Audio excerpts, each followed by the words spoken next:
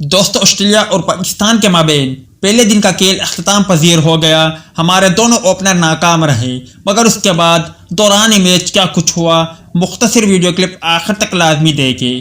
آپ کو بتاتے چلے پاکستان ٹیم 313 رن بنا کر آؤٹ ہو گئی۔ عبداللہ شفیق کی بات کریں تو ناکام رہے، بغیر کوئی اسکور بنائے آؤٹ ہوئے۔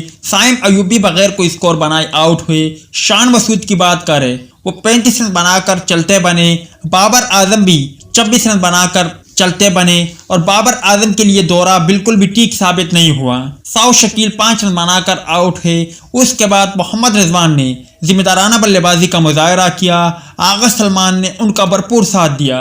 محمد رضوان 88 رن بنا کر آؤٹ ہوئے اور آغا سلمان 53 رن بنا کر آؤٹ ہوئے۔ ساجد خان 15، مگر آخری لمحات میں عامر جمال کی جتنی تعریف کی جائے وہ کم ہے، کیونکہ 227 رن پر 9 کھلاڑی آؤٹ ہو گئے تھے۔ اس کے بعد عامر جمال نے لاٹھی چارج کی اور عامر جمال نے بہت ہی شاندار بلے بازی کا مظاہرہ کیا۔ انہوں نے 82 رن بنائے، 97 گیندوں کا سامنا کیا، 9 چوکے جبکہ 4 بلند بالا چھکے بھی لگائے اور پاکستان کرکٹ ٹیم کے ٹوٹل کو 313 رن تک پہنچانے میں اہم کردار ادا کیا۔ 313 رن کے ہدف کے تعاقب میں آسٹریلیا کا ایک کھلاڑی آؤٹ ہے۔ آپ کو بتاتے چلے عامر جمال اس سے پہلے بھی آسٹریلیا کے خلاف 5 وکٹوں کا کارنامہ سر انجام دے چکے ہیں۔